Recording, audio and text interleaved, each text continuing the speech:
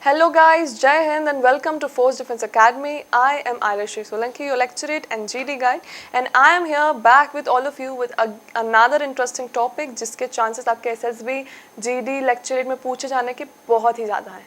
ठीक है, आपने सुना होगा नेकलेस ऑफ डायमंड. ठीक है, अभी नेकलेस ऑफ डायमंड क्या है? It's not some jewellery topic. Necklace of diamond is India strategy. किस चीज़ की स्ट्रैटेजी? चाइना की स्ट्रैटेजी है string of pearls. String of pearls एक स्ट्रैटेजी है जिसमें इन्वॉल्व है कि चाइना अपना मैरीटाइम सिल्क रूट जो है पूरा फॉलो करके इंडिया को एनसर्कल कर रहा है by developing it's ports and military. ठीक है, तो इंडिया को अब कुछ तो करना पड़ेगा in the contrary to that. Why? Because वो इंडिया का जो स्ट्रैटेजिक पार्ट है इज इट्स ओशन. इंडिया की जो पूरी हमारी जोग्राफिकल लोकेशन है वो बहुत ही ज़्यादा स्ट्रैटेजिक है. कैसे? एक साइड से तो पूरे हिमालय से India is protected and the peninsula region से ओशन से हम प्रोटेक्टेड थे. तो कभी ऐसा नहीं हो सकता था कि हमको ओशन से या हिमालय से एकदम कुछ ज़्यादा इन्फ्लुएंशियल अटैक आ सके. बट अब जब चाइना ये पोर्ट्स डेवलप कर रहा है इंडियन ओशन और पैसिफिक रीजन में अपना कॉन्करेंस ज़्यादा बढ़ाने के लिए, तो इंडिया के लिए थोड़ा सा थ्रेट है. तो हमने इस स्ट्रैटेजी के रिस्पॉन्स में जो है नेकलेस ऑफ डायमंड स्ट्रैटेजी बनाई है. अब नेकलेस ऑफ डायमंड स्ट्रैटेजी क्या इन्वॉल्व करता है ये हम देखेंगे. ठीक है, What is necklace of diamond strategy? It is India's response to China's string of pearls, like I said, which involves expanding its military network and influence in Indo-Pacific and Indian Ocean region. तो जैसे China बढ़ा रहे हैं अब जहाँ जहाँ ports develop कर रहे हैं उसके कॉन्ट्ररी में हम भी अपने पोर्ट्स डेवलप कर रहे हैं ताकि चाइना को ऐसा ना लगे कि वी आर एनी वीकर, और कभी अगर ऐसा लगता भी है कि चाइना अटैक करे तो हम ऑलरेडी रेडी हों with the counter attack. Okay guys, now moving on. The necklace of diamond strategy involves encircling China by improving India's naval presence, expanding its military bases and enhancing its relationship with other nations in the region. तो हम naval ports develop करने के साथ साथ क्या कर रहे हैं? हम हमारी other nations का friendship भी बढ़ा रहे हैं, हम हमारे neighborhood से जो है relation अच्छे कर रहे हैं. ठीक है? Now, what does it contain? इसमें है क्या क्या?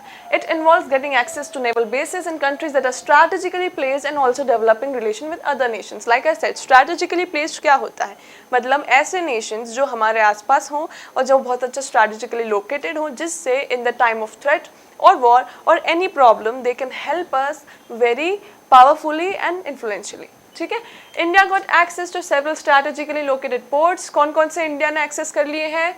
Changi naval base Singapore, Sabang port Indonesia, Chabahar port Iran and Duqm port in Oman.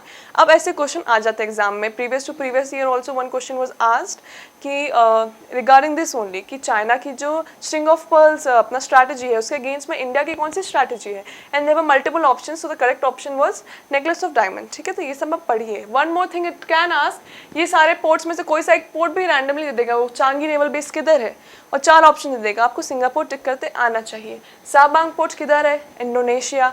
Chabahar port किधर है? ईरान. दुकमा पोर्ट किधर है? ओमान. है ना, ऊपर से एक अजम्पशन आइलैंड अभी आएगा, दिस इज देयर कि सेचुलीज में है. तो this is important as per your exam point of view.